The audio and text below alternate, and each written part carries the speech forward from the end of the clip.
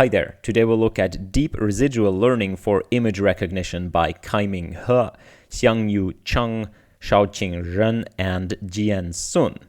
So this, you know it, this is an old paper. It is from 2015, but I thought we'd still look at it because this, not only is it one of the most influential papers in modern deep learning, it is also a very well-written paper. And I remember it like it was yesterday when this came out. This was like a bomb.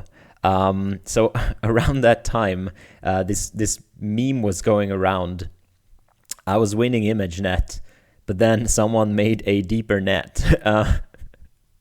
This was at the time when, after AlexNet, people were trying to build bigger and bigger networks, and every time someone managed to build a bigger network, the accuracy on ImageNet dataset would increase, pretty much in lockstep with how much bigger the network was. But people got to the limit of building big networks, and then this paper drops and changed everything. And now residual connections are everywhere, not only in image recognition, they are in transformers, they are in wherever you go, you'll probably find some residual connections somewhere in there. So yeah, let's look at this paper and let's revisit what kind of problems people had then and how they solved it. So here they go directly into this problem of deep neural networks. And the problem that people had was they knew that if you can increase the depth of a neural network, you can make it perform better, you can make it generalize better, you can reach lower training loss, but optimizing it was hard. Specifically, this was a phenomenon that people observed. So if you have a 20-layer neural network, you could train it, and there's this learning rate drop. People had already figured out that you need to drop the learning rate, and it would reach a certain level. And here, this would be the test error over here. However, if after a certain point, if they increase the depth even more, the training error would actually go up again, and so would the test error. And this is not a problem of overfitting, because overfitting would be when the training error is lower or as low, and then the test error went up. So this is the first thing. This is not a phenomenon of overfitting, of too many parameters. So why can't we train bigger layers? Networks, until that time, have very much followed kind of the original network design that was envisioned by sort of people like Yann LeCun and also AlexNet. And the most popular ones were these VGG nets.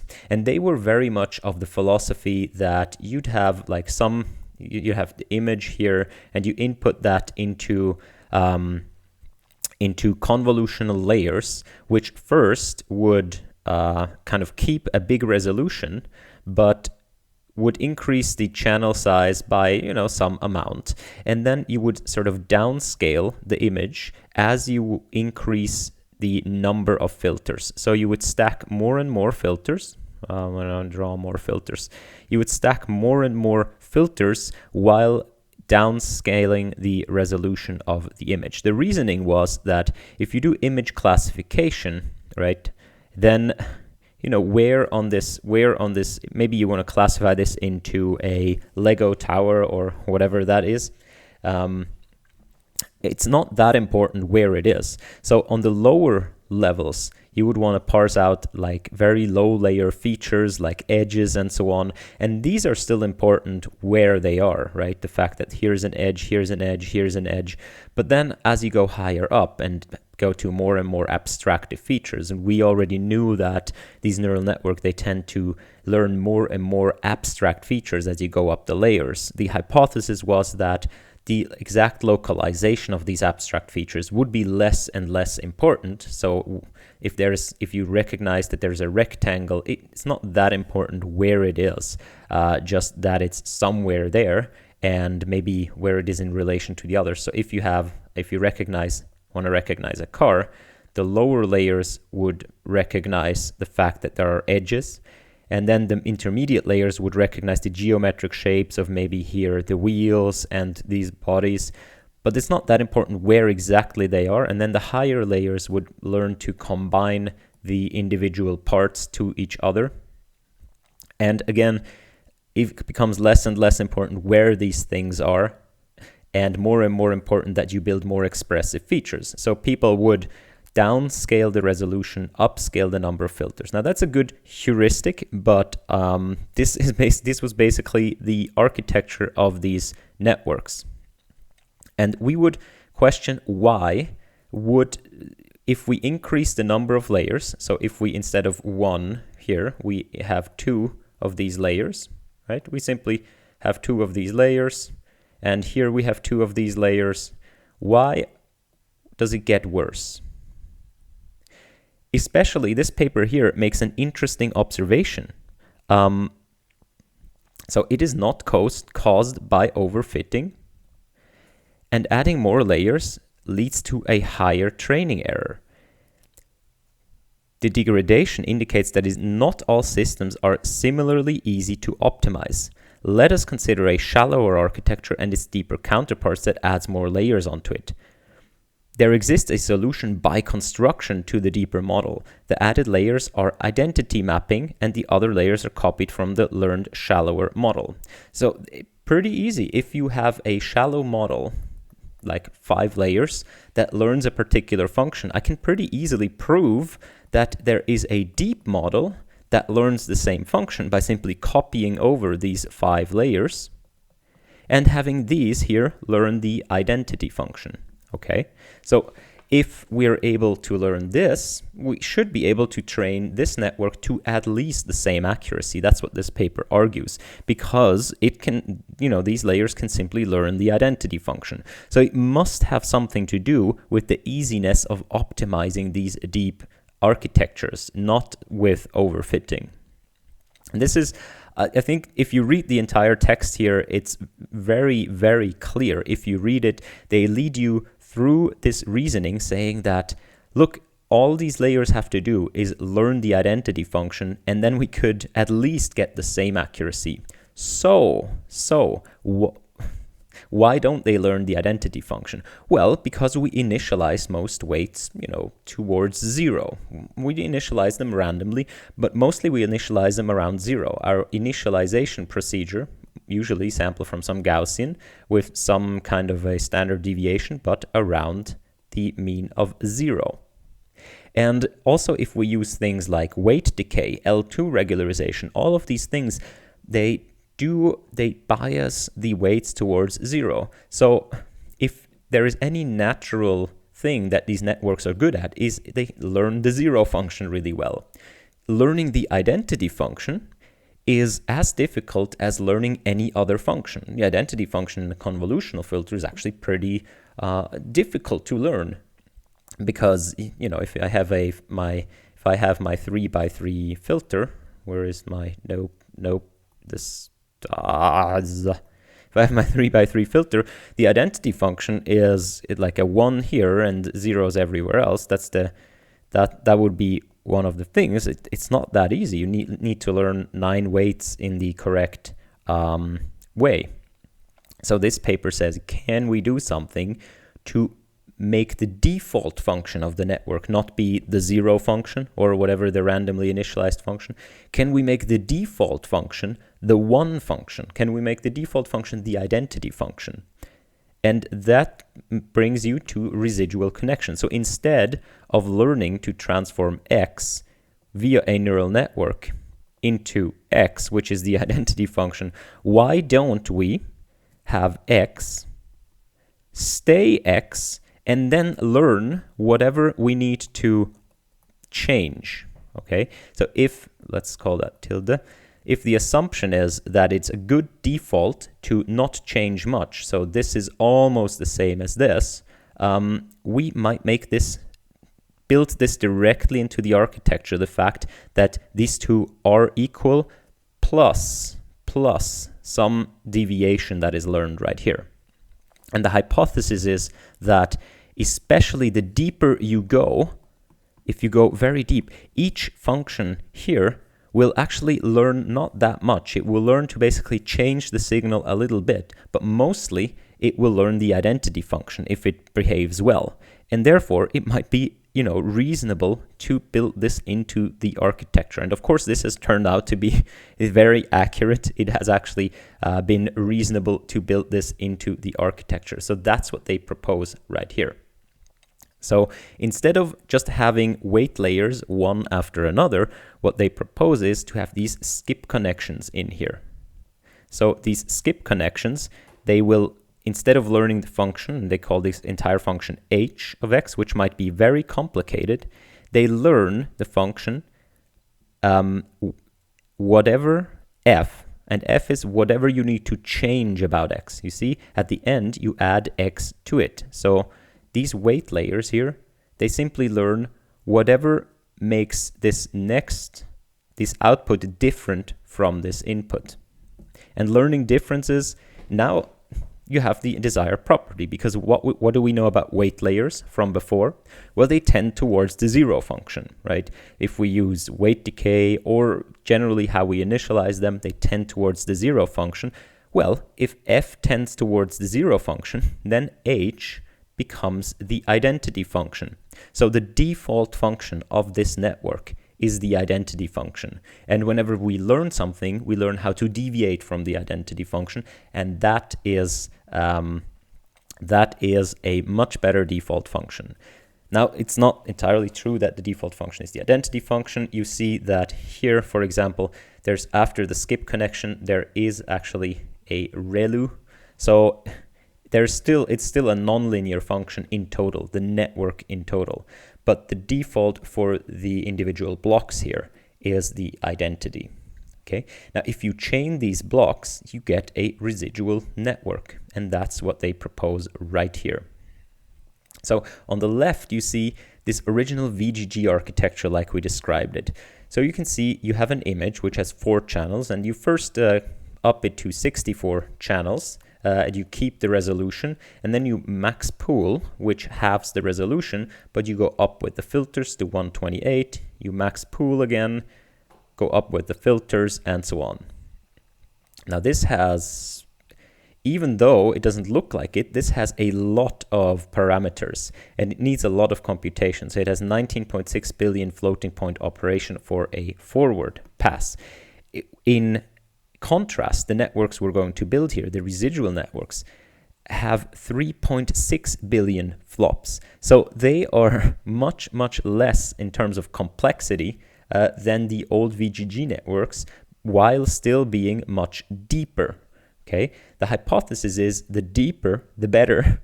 And as a trade-off, per layer, you don't actually need to have that many parameters, because you don't learn that much per layer, but the succession of layers gains you much more than simply having single massive layers. You can see at the same size of resolution here, the ResNets can get away with much less amounts of filters, and that's why they are of less size. So this is the comparison, the VGG-19. Now they do build this 34-layer network, which they call plane, and you can see it is simply a 34-layer network with pooling right here. And here, instead of pooling, they do a stride to convolution, which has also become this has become kind of more standard than doing max or average pooling to downscale, to do simply stride to convolution. So this paper has actually set the standards for a lot of things in modern deep learning. So our goal is going to be to compare, first of all, the VGG-19 to the 34-layer plane, to show that you lose performance when you simply up the number of layers.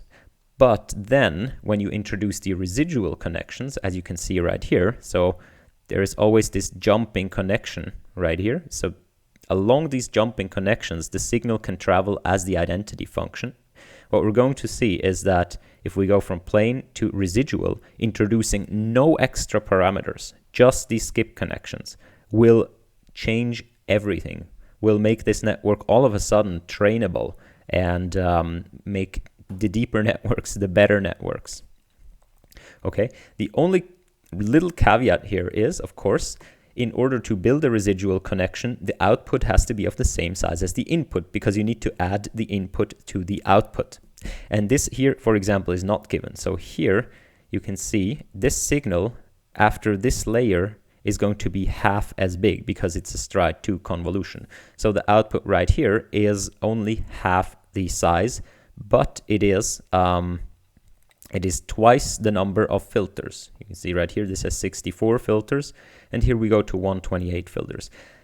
That's why this connection right here has parameters in order to simply expand the number of filters. These are these 1-by-1 convolutions that simply project the 64 filters to 128 filters. However, this doesn't introduce too many parameters because it's only 1-by-1. In fact, here the 34 parameters residual network. No, I'm wrong.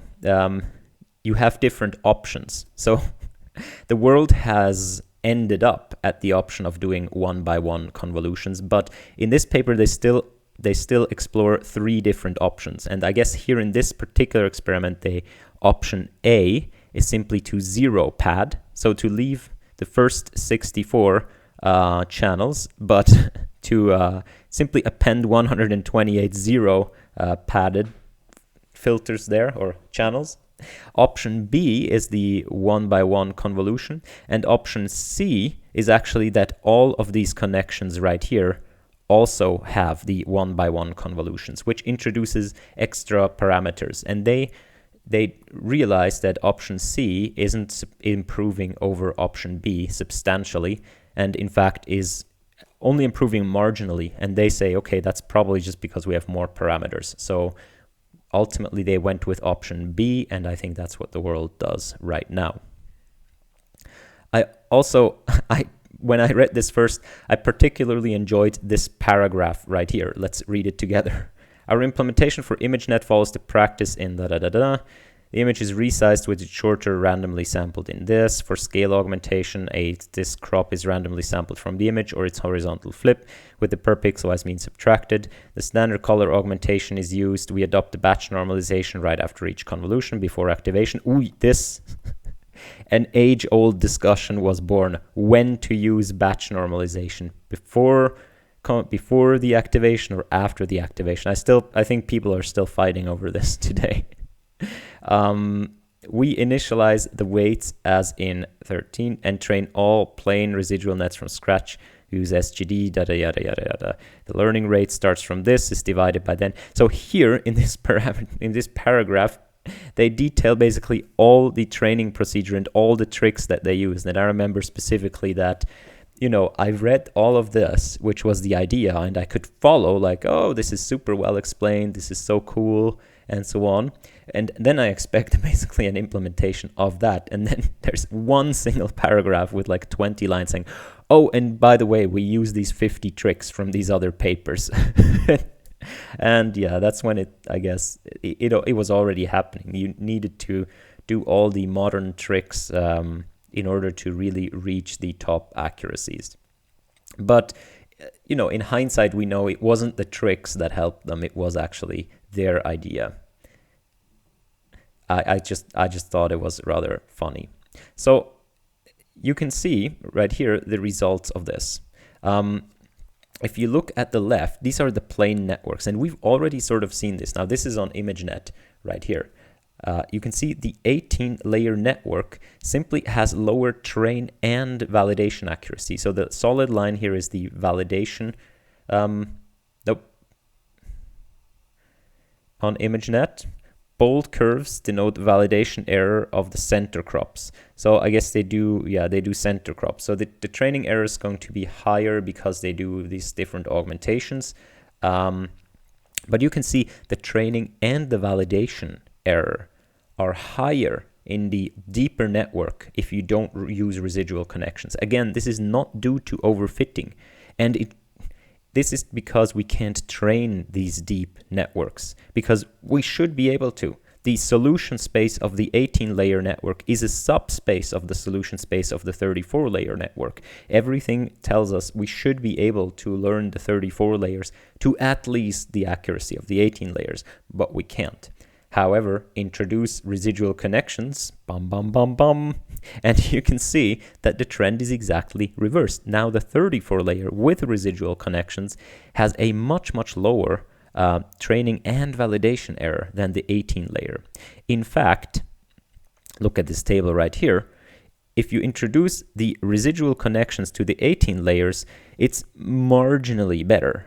However, if you introduce the residual connections to the 34 layers, it is a lot better. And this is another testament to the fact that these residual connections, they really help more and more the deeper you go. You can see the effect in, so this 18 layers, this is sort of a VGG-19 depth network, and there, we already know we can train these without residual connections, right? Because we were able to train VGG-19. However, if we go higher to more layers, these residual connections all of a sudden make it a lot better. You can see that it's not that we can't train the 34 layers, but the residual connections just help a lot more. And most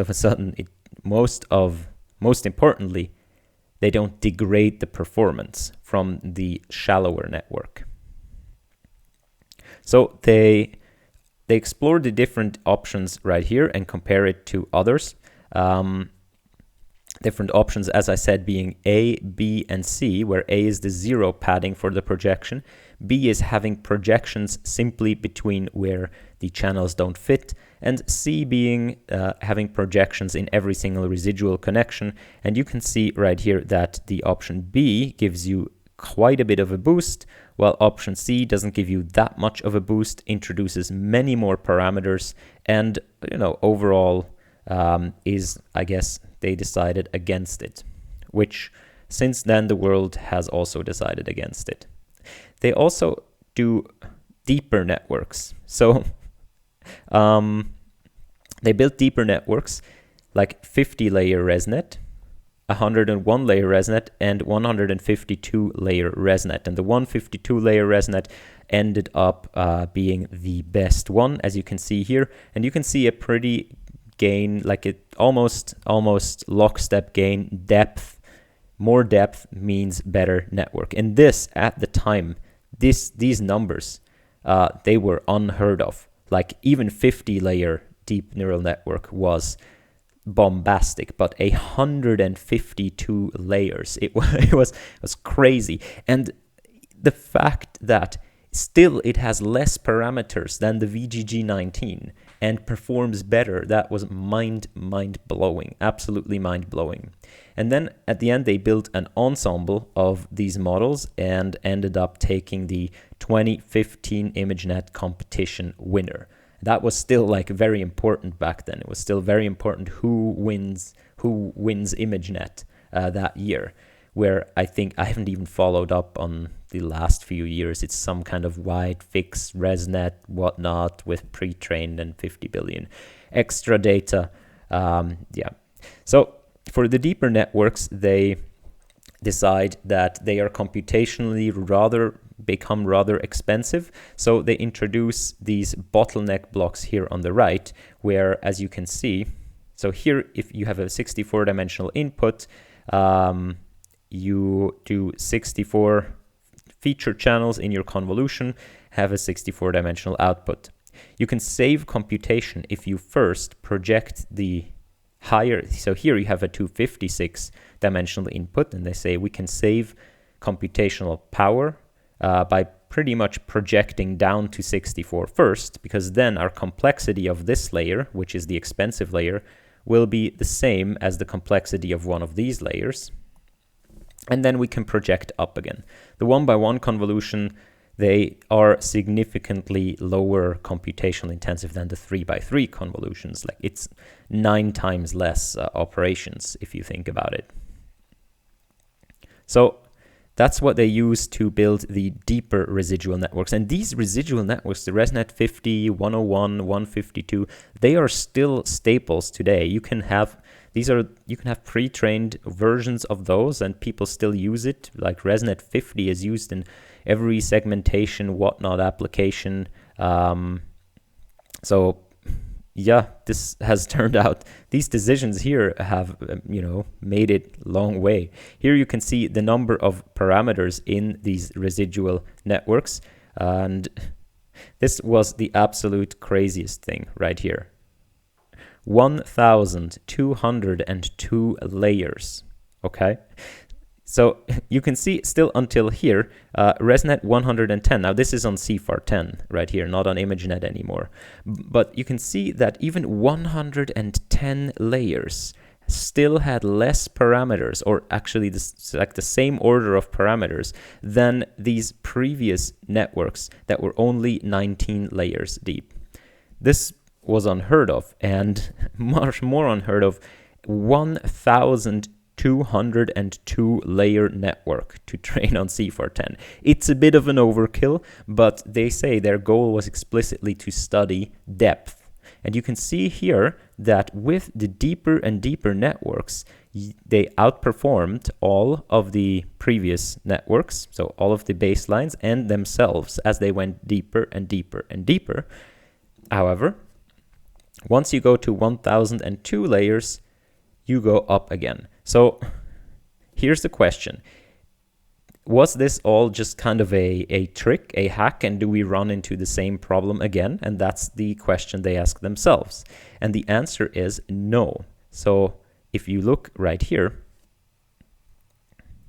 so here you see again the plane networks. In the plane networks, you can pretty easily see that the more layers you have, the higher your error goes. Whereas in the residual network, it's exactly the opposite way. The more layers you have, the lower your error.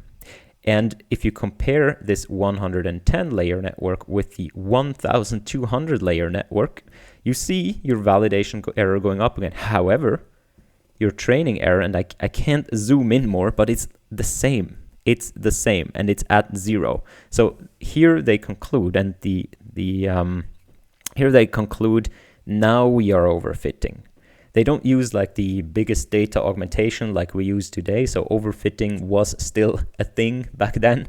So now they conclude, okay, now we have actually built a large enough network that is overfitting. And the fact that we go up again in the training error is due to the fact that we are probably overfitting. So not only have they enabled us to build deeper networks, they have effectively shown that this can get you to the point where you don't need deeper networks anymore, at least on CFAR 10, because you are overfitting. And it can effectively get you there. This is a lot of evidence for the fact that this biasing the networks towards the identity function is a very valid thing to do and is the solution to the we can't train deep networks problems. Lastly, they investigate the size of the responses.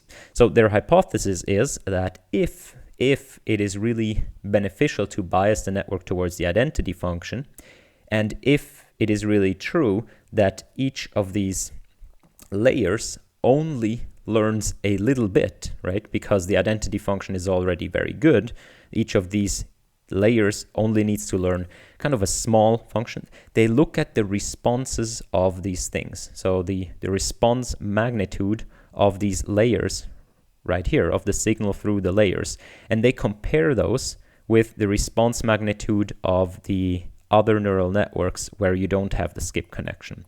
The hypothesis is if we look at these, then the responses of these layers should be much larger because they have to learn much more, and the responses here will be much smaller because the identity function is already doing most of the work. And that's exactly what you find. So here the layers are ordered by response, and you can see the plane networks in the dashed lines are significantly above the residual network. And that's not a function of the depth, because if the depth was actually equal here, you would expect that the dashed lines would stretch like this, right? They would kind of stretch out. However, exactly the opposite is happening. you can see that the residual networks, even at the beginning, their responses are very much smaller. And this is kind of what I like about this paper. It's one narrative.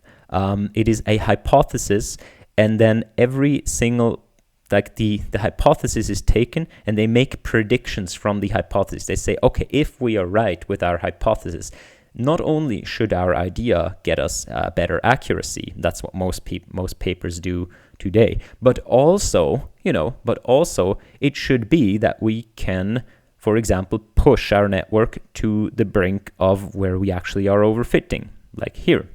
And it should also be that the responses of our signal through our layers is smaller. And yeah, that's research like this is just pretty cool, and it's, I think, a lesson for us that sadly the world has taken the ResNets, but the world hasn't all taken the research methodology of this paper.